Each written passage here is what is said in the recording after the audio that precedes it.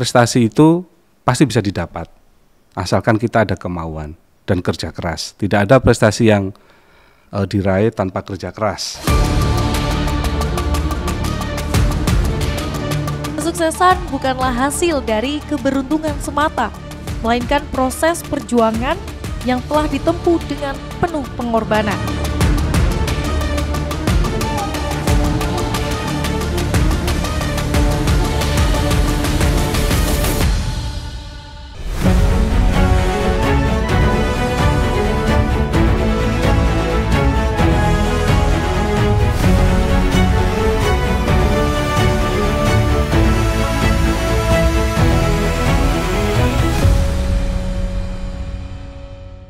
Olahraga bukan tentang berapa jauh kamu berlari, tetapi tentang bagaimana kamu menjadi pribadi yang lebih baik melalui prosesnya.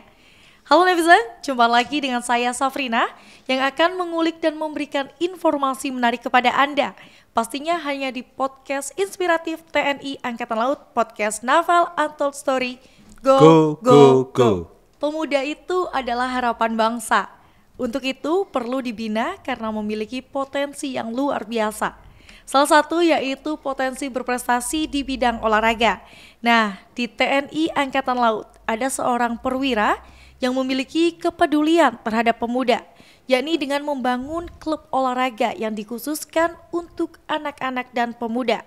Dan lebih hebatnya lagi, anak asuhnya tidak dibebani biaya apapun, cukup berlatih dan bisa mencetak prestasi yang hebat. Siapakah prajurit Jalasena itu? Telah hadir bersama saya, beliau adalah Letkol Laut Suplai Frizky Muharam. Apa kabar, mohon izin? Alhamdulillah baik. Kita langsung saja berbincang nih, Overster. Baik. Jadi Overster, pembahasan kita kali ini mengenai olahraga panahan. Mungkin Overster boleh di-sharing kepada kita olahraga panahan ini seperti apa sih? Olahraga panahan ini adalah olahraga yang menggunakan busur dan anak panah. Jadi kebanyakan kita menggunakan bagian tubuh, bagian atas, kemudian kita memerlukan alat yaitu busur, kemudian adanya anak panah dan jarak yang ditentukan. Nah, saya penasaran nih, kenapa Overster lebih memilih olahraga panahan ini untuk ditekuni? Kenapa saya memilih olahraga panahan ini? Pertama, karena ini adalah sunnah, olahraga sunnah. Kebetulan saya muslim. Kemudian yang kedua, olahraga ini sangat bagus untuk membentuk mental, kemudian untuk melatih kedisiplinan, kemudian melatih ketenangan dan melatih fokus yang penting. Harus memiliki kesabaran yang tinggi nggak kalau olahraga panahan ini? Benar sekali. Jadi selain kita fokus, kita harus punya ketenangan. Dan alhamdulillah Mbak, semenjak saya menekuni olahraga ini, alhamdulillah sedikit demi sedikit emosi saya semakin turun, semakin stabil, insya Allah. Sejak kapan nih memulai hobi? Ini termasuk hobi atau hanya iseng-iseng saja? Awalnya itu di tahun 2019, ketika itu saya berdinas di Koarmada 2. Senior saya ini mengajak saya untuk berlatih panahan. Awalnya saya nggak mau. Terus kemudian saya lihat, kemudian saya dipaksa, ayo ikut. Mau nggak mau ya kami ikut. Berawal dari keterpaksaan. Kemudian setelah saya coba sesekali, 2 kali dan sebagainya, ternyata timbul kepuasan di situ. Jadi setelah kita bisa berusaha untuk menembak kuning, begitu kena kuning, itu kayaknya puas banget gitu. Sasaran bidiknya ya? Iya, bidiknya. Betul sekali. Kemudian pasti ada manfaat tersendiri untuk olahraga panahan ini.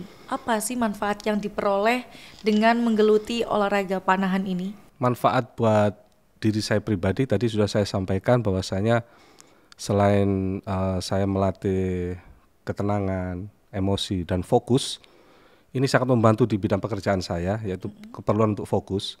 Kemudian sedangkan manfaat untuk anak-anak didik saya banyak sekali Mbak. Jadi karena hasil dari mereka ini bisa masuk ke sekolah negeri melalui jalur prestasi. Nah untuk memanahnya ini sendiri Mungkin bisa dijelaskan karena banyak sekali yang tidak paham bagaimana sih cara memanah, kemudian harus seperti apa atau kita harus menghabiskan beberapa anak panah yang harus dihabiskan setiap kali berlatih atau bagi pemula lah, itu bisa dijelaskan Overster. Memanah ini biasanya di pertandingan pertama itu ada 2 sesi, Mbak. 2 sesi. Ini disebut kualifikasi, babak kualifikasi. Di babak kualifikasi ini satu sesinya dibagi 6 rambahan. Rambahan ini tahapan. Jadi satu rambahan ini kita menembak 6 anak panah di jarak yang ditentukan.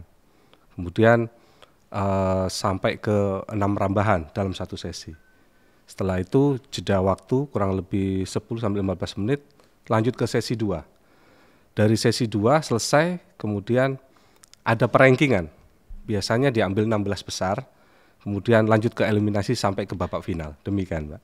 Saya sudah menyinggung mengenai fisik dari olahraga panahan ini. Kan saya lihat hanya berdiri, kemudian jalan ke arah mengambil busur panah. Apakah ada pembinaan fisik yang lebih bisa dijelaskan? Panahan ini tidak hanya mengandalkan narik, kemudian melepaskan terus jalan ke sasaran. Ini kita perlu melatih tubuh bagian atas, itu yang berkaitan juga dengan tulang belakang. Kemudian kita juga perlu melatih kaki, yaitu untuk bagaimana cara berdiri kita biar kokoh, supaya kita bisa membuat kuda-kuda yang baik sehingga kita bisa membidik sasaran dengan tenang. Hambatan biasanya di pertandingan yaitu biasanya adanya angin, cuaca, misalnya hujan dan sebagainya. Nah, ini kalau kita tidak melatih fisik kita, mungkin seperti lari, ketahanan dan sebagainya. Bayangkan kita kalau jarak 70 meter nih, ya. Tadi saya sampaikan bahwasanya ada satu sesi adalah 6 rambahan. Begitu kita nembak satu rambahan, kita jalani ke 70 meter. Betul. Kemudian balik lagi. Betul. Kemudian kita memanah lagi. Betul. Dan perlu ketahanan itu. Karena tadi saya sempat sampaikan bahwa pertandingan ini dilaksanakan dari pagi sampai ke sore. Dan ini tidak berhenti, lanjut terus. Seperti itu. Jadi fisik tetap dilaksanakan, diantaranya kalau untuk melatih melatih tubuh bagian atas itu kita bisa plank, push up. Kemudian kita bisa melaksanakan push up separuh itu, yang seperti ini. Kemudian kita lari juga tetap untuk ketahanan, karena endurance itu sangat penting di dalam pertandingan panahan ini. Nonsen kalau kita tidak menggunakan, disebutkan tadi nonsen kalau kita tidak menggunakan lari. Tetap kita laksanakan lari untuk ketahanan. Kita break sejenak dan stay tune di podcast Naval Untold Story. Kita kembali setelah satu ini. Naval Untold Story. Go, go, go.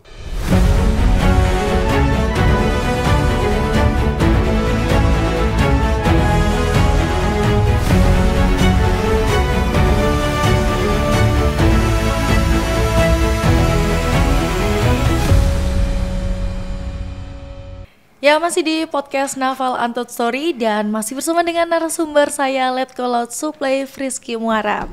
Nah, berbicara mengenai panahan itu sendiri. Dalam lomba panahan pastinya memiliki beberapa kelas kategori ini, Overster. Apa saja kelas kategori yang diperlombakan pada cabang olahraga panahan ini? Kebetulan yang olahraga panahan yang saya tahu ini kan ada panah tradisional dan ada panahan prestasi. Nah, ini yang saya ajarkan ke murid-murid saya ini adalah panahan prestasi yang biasanya dipertandingkan di PON. Jadi di dalam yang dipertandingkan di PON ini ada kategori kelas divisi standar bow, kemudian divisi recurve, kemudian ada divisi kompon dan divisi barebow. Dan alhamdulillah loh, kita ini prajurit TNI Angkatan Laut khususnya marinir itu kemarin berhasil juara di Malaysia. Juara 1 dan di divisi barebow waktu itu. Sebuah prajurit marinir ya? Ya, seorang prajurit marinir. Berarti hebat-hebat prajurit TNI Angkatan Laut kita ini sekali. Mendapatkan juara di kelas apa? Pada waktu itu di divisi barebow. Jadi barebow ini menembak tanpa visir Tanpa, kalau di pistol atau senapan kan kita ada visir tuh. Iya. Nah ini tanpa visir, hanya busur, anak panah, dan mata kita sendiri. Jadi di jarak 50 meter. Tapi apakah semua nomor panahan tidak ada visir atau ada visirnya? Gimana Itu Boleh tergantung. dijelaskan? Ya, kalau di divisi Berbo memang tidak ada visir. Kita tidak pakai visir, tidak pakai perlengkapan yang lainnya.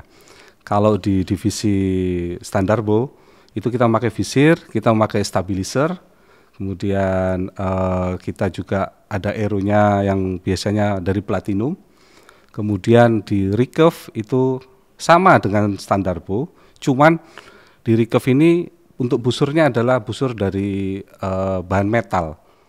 Kemudian satunya lagi ada Bahan divisi metal metal. dalam artian lebih soft Lebih berat. atau lebih Lebih berat. Lebih berat. Dan jaraknya pun lebih jauh, 70. Kalau yang standar Bo ini 40, untuk yang recurve 70, untuk yang kompon 50. Kompon ini lebih modern. Dia ada modulnya di atas bawah. Jadi dia lebih ke presisi. Nah, tapi menurut saya menarik empat-empatnya nih, 4 divisi ini sangat menarik, alhamdulillah. Tapi kalau untuk pemula seperti saya mungkin tertarik ingin mencoba nih. Jadi disarankan yang apa? Awal itu biasanya saya mengajarkan itu memakai paralon dulu. Oh, paralon. Ya, karena untuk melatih otot sini supaya terbiasa, biar tidak cedera. Gitu. Jadi tidak langsung memakai panahan yang berat-berat itu ya? Betul.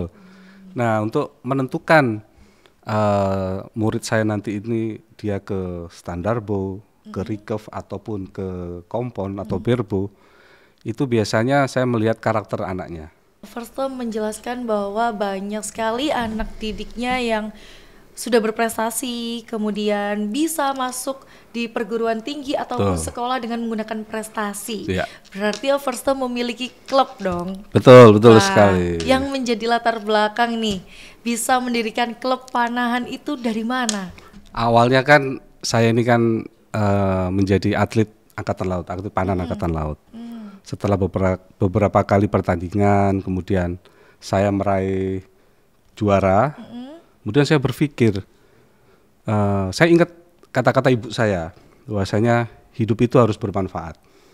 Kemudian saya berpikir, saya ingin membagi ini dengan orang-orang yang atau anak muda yang mempunyai semangat tinggi di bidang olahraga, dan saya ingin sekali mencetak prestasi dari anak-anak muda tersebut.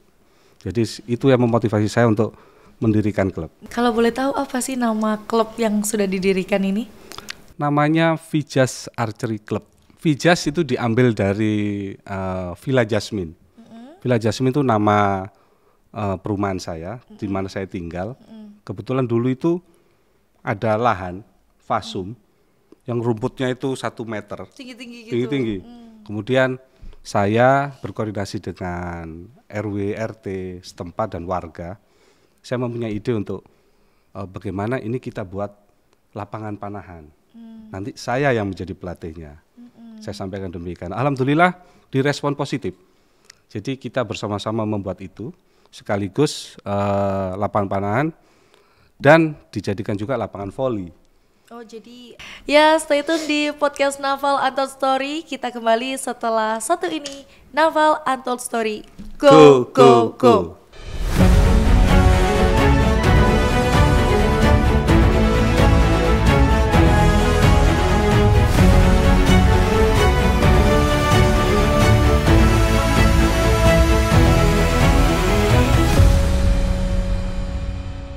Ya, masih di podcast Naval Untold Story dan masih bersama dengan narasumber saya, Letco Laut Supply Frisky Muharram. Nah, ini kita lanjut lagi mengenai perbincangan tentang klub dari Overstone ini sendiri. Siapa saja sih yang boleh bergabung di dalam klub tersebut, atau hanya anak di usia sekian sampai sekian, ataupun hanya yang ada di lingkungan Overstone saja? Boleh dijelaskan? Di klub yang saya dirikan ini untuk semua kalangan. Semua kalangan. Ya, karena panahan ini kan olahraga yang bisa diterima semua usia, baik yang anak-anak, dewasa, sampai ke yang tua. Ini bisa dilaksanakan semua, tergantung dari kondisi fisiknya masing-masing. Contoh seperti anak-anak ini. Anak-anak, biasanya saya menerimanya anak-anak ini sudah kelas 5, kelas 4 SD itu saya terima. Kalau ada yang masih kecil-kecil, misalnya kelas 3 SD, kelas 1, saya terima, cuman saya buatkan semacam hanya untuk pengenalan dulu. Sampai nantinya dia bisa lebih fokus, karena panahan ini kan melatih fokus. Dan alhamdulillah anak didik saya mulai dari SD itu sudah ada yang kelas 5, kelas 6, SMP, sampai ke perguruan tinggi juga ada. Dan untuk pemula, jika ingin join atau mencoba dulu, apa yang harus disiapkan? Kebetulan klub yang saya dirikan ini juga saya share di media sosial, kemudian ada di Google juga, di Google Map dan sebagainya, sehingga biasanya mereka menghubungi nomor yang sudah tersedia, kemudian menanyakan beberapa perihal seperti yang Mbak tanyakan tadi, dan saya menjawabnya silakan datang dulu saja, silakan datang, silakan mencoba dulu. Untuk peralatan-peralatan, alhamdulillah bisa kita siapkan. Berarti hanya datang membawa kemauan, diri, kemauan iya, dan juga hanya kemauan saja. Yang penting mau berusaha Mau dan dulu, mencoba betul dulu. sekali. Betul. Gimana sih cara pengelolaannya itu sendiri? Kami bersama-sama dengan yang tadi saya ceritakan untuk tempat dan sebagainya, itu saya bekerja sama dengan RW, RT dan warga setempat. Dan ketika ini mendapatkan hal-hal yang positif, alhamdulillah banyak sekali teman-teman yang memberikan memberikan support sehingga kedepannya ini kita semakin dimudahkan. Demikian untuk peralatan dan sebagainya. Untuk gimana caranya Overste membagi antara kedinasan dan juga hobi ini sendiri, pastinya kan dari pagi sampai dengan sore Overste full di kantor. Memang ini membutuhkan perjuangan yang sangat sangat tinggi menurut saya, karena hari Senin sampai Jumat ini saya bekerja, Sabtu Minggu kebetulan pelatihannya dilaksanakan Sabtu Minggu, Mbak. Oh, hanya Sabtu Minggu? Ya, Sabtu Minggu. Nah, di situ tantangannya, Mbak. Saya harus Sabtu Minggu ini harus bisa memperhatikan anak-anak didik saya dan dengan keluarga. Iya, alhamdulillah dari sini keluarga support juga. Anak-anak saya ini malah tidak ada yang panahan. Oh, tidak ada yang panahan. Gini Mbak, panahan ini kita tidak bisa memaksa. Karena panahan ini kalau kita memaksa nanti hasilnya malah jelek. Akan terlihat dari ketika dia melesatkan anak panah, kemudian karena panahan ini juga tergantung mood juga. Jika moodnya sedang tidak baik ataupun anaknya juga tidak mau, anaknya terpaksa, yang tadi dibilang terpaksa tadi, itu sangat mempengaruhi progresnya. Tidak akan ada bisa progresnya. Makanya tadi dari awal saya sampaikan bagi yang ingin bergabung dengan klub saya hanya minta satu, kemauan saja. Karena panahan ini menurut saya pribadi ada dua Mbak penyakitnya. Kalau yang satu ini kalau sudah bisa akan merasa bisa, sedangkan yang tidak bisa akan frustasi. Oke, kita stay tune di podcast Naval Untold Story. Kita kembali setelah yang satu ini, Naval Untold Story. Go.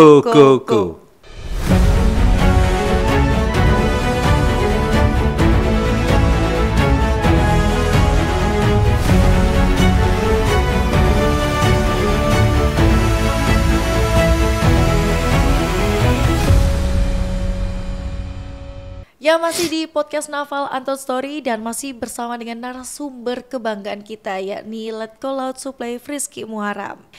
Berbicara mengenai panahan yang banyak sekali sudah diceritakan dari Overste tadi, kemudian kita masuk ke prestasi-prestasi apa saja yang sudah diraih oleh anak didik dari Overste yang sudah mengikuti klub yang dibangun oleh Overste ini. Dari klub saya ini alhamdulillah sudah ada yang pernah seleknas, kemudian ada juga kejurnas junior, dan yang menurut saya lebih membanggakan saya yaitu mereka dapat masuk ke sekolah negeri terutama SMA dan SMP ini melalui jalur prestasi. Ada juga yang kemarin diterima di universitas salah satu universitas negeri di Surabaya melalui jalur prestasi juga. Dan sudah ada yang ikut bersama dengan provinsi juga? Ya, kemarin, nah ini provinsi menarik. Kemarin alhamdulillah saya juga ditunjuk sebagai pelatih Puslat Cup, yaitu kabupaten. Ya. Pada waktu ada pertandingan Pekan Olahraga Provinsi Jawa Timur, saya mewakili Sidoarjo. Alhamdulillah kita meraih juara umum yang sebelumnya sama sekali tidak pernah menjadi juara umum. Ya, semenjak saya bergabung, alhamdulillah bisa berkoordinasi dengan baik. Kita meningkatkan cara mendidik, kemudian berusaha memfasilitasi dan memecahkan permasalahan-permasalahan yang ada. Alhamdulillah bisa menjadi juara umum. Seiring berjalannya waktu pastinya akan ada kendala, dan bagaimana Overstep bisa mengatasi itu? Kendala ini saya bagi internal eksternal ya. Internalnya ini dari atletnya sendiri. Biasanya panahan ini kan olahraga yang kalau dibilang itu monoton, menarik. Begitu saja. Membosankan. Tapi kalau kita bisa menanamkan bahwasanya ada target yang kita raih dan ada cita-cita yang ingin kita raih, insya Allah tidak membosankan. Karena di beberapa latihan juga saya selalu memberikan tidak hanya latihan memanah ke sasaran dan sebagainya, tapi saya sering juga melaksanakan seperti outbound, kemudian main-main dan sebagainya. Tidak hanya berkaitan panahan, tapi selalu saya masukkan unsur-unsur panahan di dalamnya. Kadang-kala di sela-sela kegiatan fisik, kan ada fisiknya tuh. Kegiatan fisik itu saya berikan beberapa permainan.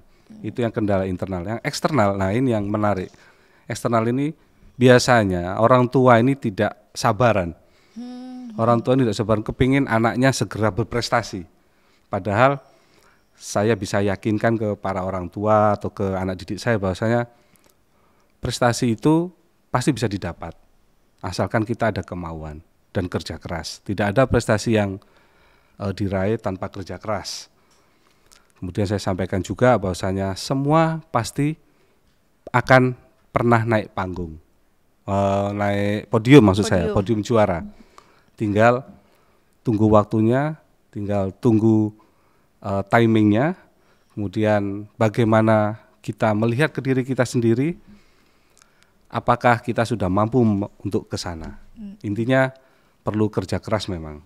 Nah, yang terakhir Overstep, harapannya apa untuk generasi muda dan apa target yang ingin diraih selanjutnya? Harapannya untuk generasi muda, bahwasanya bahwa prestasi itu bukan hanya melulu berkaitan dengan pelajaran. Bahwasanya di luaran ini kita ada olahraga, kita ada kemampuan motorik, kita ada kemampuan fisik juga yang kita mungkin tidak tahu bahwasanya kita memiliki hal tersebut. Jangan pernah berhenti untuk mencoba, jangan pernah takut menatap masa depan, raihlah, perjuangkan, insya Allah bismillah kalian menjadi alhamdulillah. Luar biasa Mbak, keren. Satu lagi Mbak, kalau ini cita-cita saya ini, ya mudah-mudahan, mohon doanya juga Mbak ya. Iya. Saya ini ingin sekali membawa prajurit-prajurit Angkatan Laut ke depannya untuk pertandingan-pertandingan di kelas internasional. Ya, karena panahan ini sangat-sangat menonjol di Angkatan Laut setelah saya lihat. Sudah masuk di Angkatan Laut, khususnya di Marinir. Betul. Seringkali saya melihat prajurit Marinir yang ikut. Betul, banyak sekali prajurit Marinir yang berprestasi. Seperti kemarin itu sudah sampai ke Malaysia dan menjadi juara 1. Ya, luar biasa keren perjuangan Overstep dalam membina generasi muda ini ya.